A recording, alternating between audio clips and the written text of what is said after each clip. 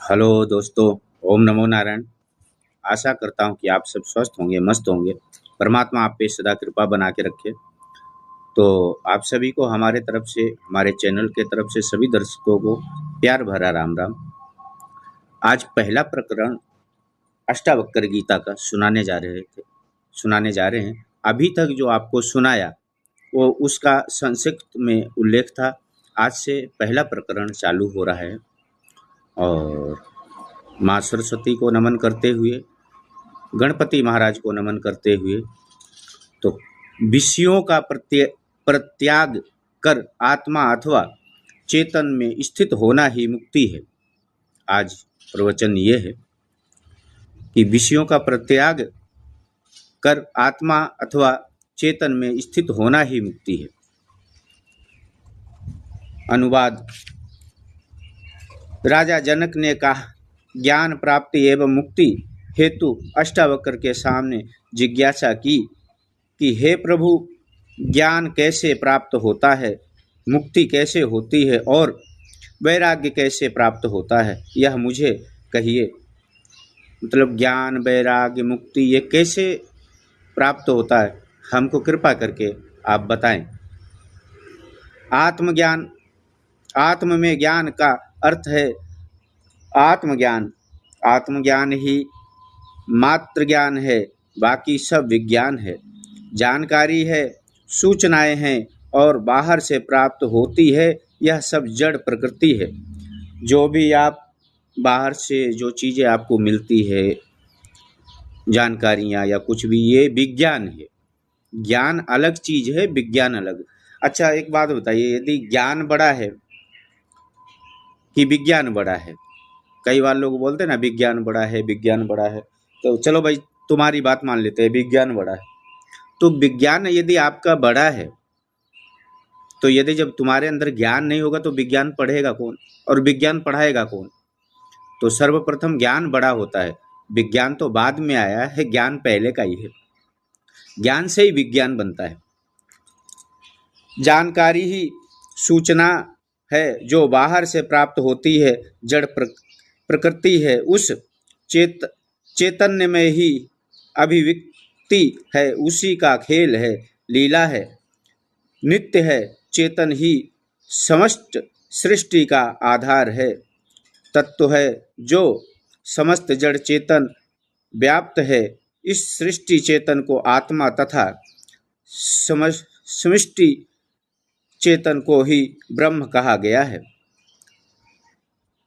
दोनों एक ही तत्व है। आत्मा का ज्ञान ही परमात्मा का ज्ञान है। परमात्मा से परम ब्रह्म, परमात्मा से परम ब्रह्म भिन्न नहीं है। इस आत्म तत्व का ज्ञान होने पर सब कुछ जानना होता है, हो जाता। उपनिषद कहते हैं कि स्मृति विज्ञान सर्वमिंद विज्ञानतः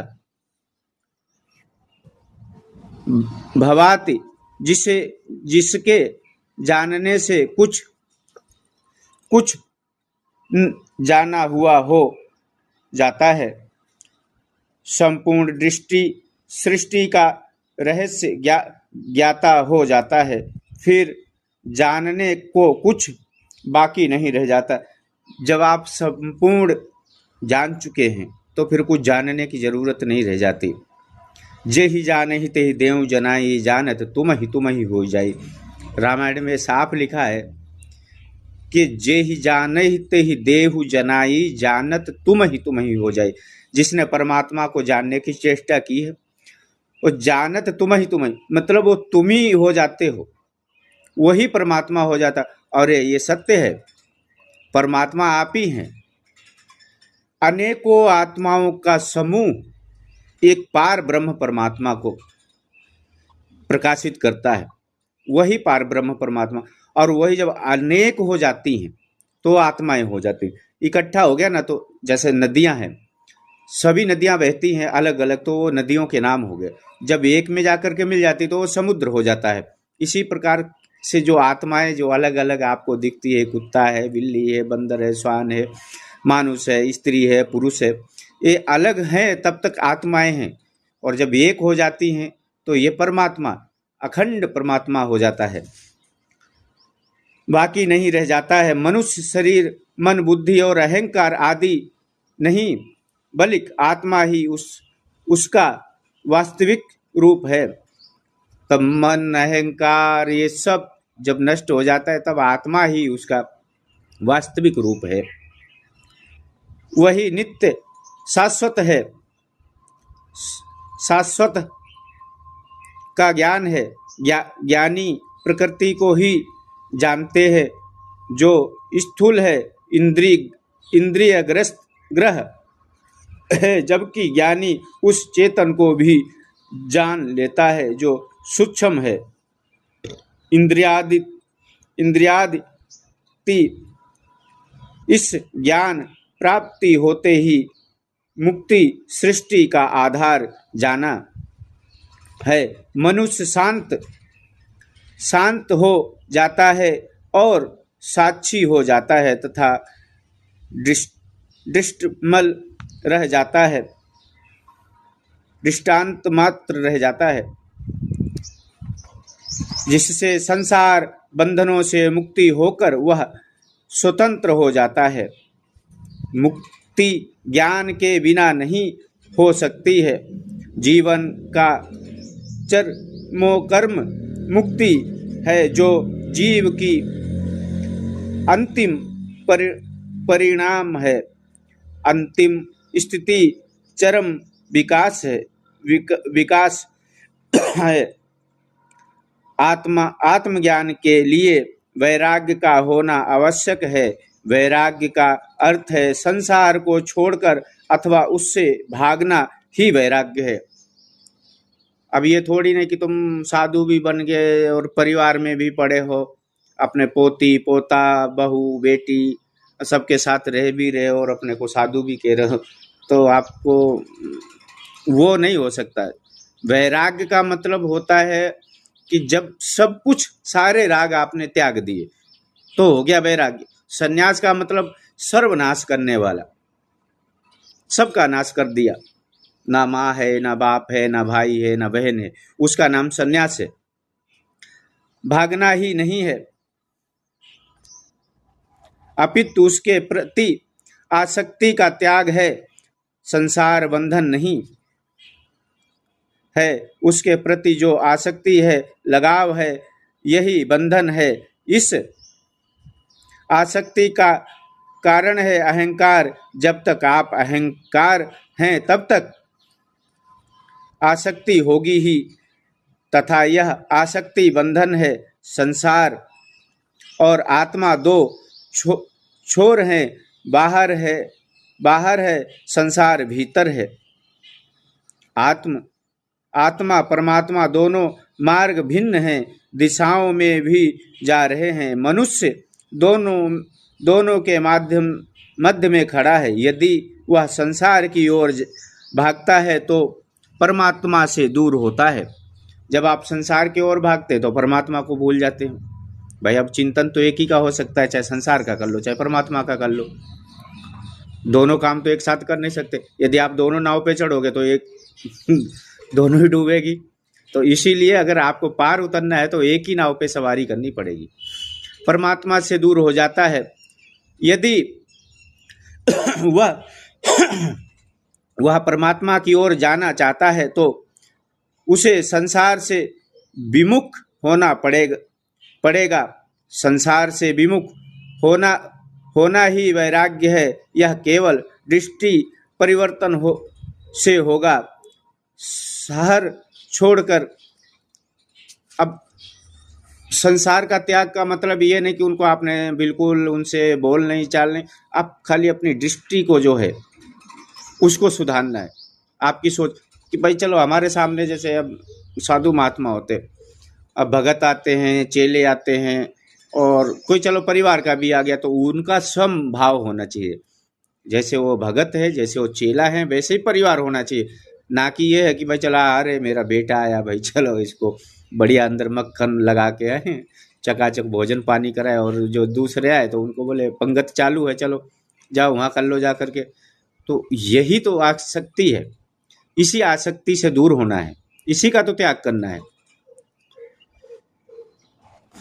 विमुख होना ही वैराग्य है, यह केवल सृष्टि परिवर्तन से होगा, शहर छोड़कर जंगल में भागने से नहीं। यदि व्यक्तित्व संसार के प्रति आसक्ति का त्याग मात्र कर देता है तो वह ज्ञान प्राप्ति का अधिकारी बन जाता है। मनुष्य के अहंकार के कारण ही लोभ, मोह, वासना आदि पैदा होती है। जो आपका अहंकार है, यही सब चीज़ों का जड़ है कि मैं हूँ। जहाँ पे मैं आ गया ना, तो फिर उसमें क्या है, पाप भी होते हैं, गलत भी होते हैं, सारे कार्य उसमें फिर समाहित हो जाते। अब अहंकार तो भगवान का भक्षण है, भगवान भक्षण अहंकार का ही करते हैं, पैदा हो जाता है, जिससे मनुष्य का कर्जल के बंध में उलझ जाता है। यह जल उसने स्वयं ही आत्म नव से तैयार किया है, जिससे ज्ञान द्वारा नष्ट किया जा सकता है, किंतु ज्ञान प्राप्ति हेतु मुमुक्ष भी होना अनिवार्य है, अथवा उसे कोई भी देवता रूप लाकर नहीं दे सकता है। कोई भी देवता वैसा दोबारा रूप बना के नहीं दे सकता, वो तो परमात्मा ही करता है। राजा जनक मुमुक्ष है, उनमें ज्ञान है, ज्ञान और वह मुक्ति की तीव्र इच्छा है। अष्टावक्र ज्ञानी हैं, जिन्होंने पा लिया है वे ही दे सकते हैं, स्वयं नहीं पाया वह दे भी नहीं सकता है, बल्कि और भटका देता है। अब जिसने कुछ पाया नहीं, जैसे तुम्हारे पास कुछ है तो ही तो दोगे, जब तुम ही भूखे मर रहे तो दूसरे को क्या दोगे भाई। इसी प्रकार से ज्ञान है, यदि आप ज्ञानी हैं तो ही तो आप किसी को ज्ञान देंगे, जब आप पे ही नहीं है तो क्या देंगे। फिर तो वो भटकाने वाली बात हो जाती है ना। जैसे बहुत होते हैं भूत को पूजने वाले, चुड़ैलों को पूजने वाले हैं, तो वो भटकाने वाली रास्ता बताते हैं, वो तुमको कोई ओरिजिनल रास्ता पे नहीं ले जाएंगे। उनका काम है, क्योंकि भटकाएंगे नहीं वो तो उनका कार्य चलेगा नहीं। स्वयं ही पाया नहीं जा सकता, बल्कि और भटका देता है। आज संसार ऐसे ही ज्ञानियों द्वारा भटकाया गया है, विभिन्न किया गया है। इन मूढ़ों ने दुनिया को जितनी हानि नहीं पहुंचाई, उतना ही अज्ञानियों ने पहुंचाई है। ये अज्ञानी ही सांप्रदायिकता फैलाते हैं, जिससे संसार विकृत हुआ है। राजा जनक ज्ञानी गुरु से 3 प्रश्न करते हैं, ज्ञान कैसे प्राप्त होता है, और मुक्ति कैसे होती है, तथा वैराग्य कैसे होता है। 3 ही प्रश्नों में उत्तर में सारे आत्म का सार निचोड़ समय है। हर व्यक्ति मुक्ति की चाह तो करता है, किंतु सतगुरु के अभाव में सब कुछ करता हुआ भी आत्मज्ञान को प्राप्त नहीं होता है। इसके मुख्य 3 कारण हैं, स्वयं की मुमुक्षुता का होना, स्वयं की पात्रता का अभाव हो एवं सतगुरु का अभाव। ये तीनों जहाँ मिल जाते हैं, जहाँ इन त्रिवेणी का संगम हो जाता है, वह चेतन अवश्य प्रकट होती है। ज्ञानी गुरु ही तत्व का बोध करा सकता है। मुमुक्ष राजा जनक की पत्रता का निश्चय हो जाने पर अष्टावक्र ने अपनी पूरी शक्ति का उपयोग कर सारा ज्ञान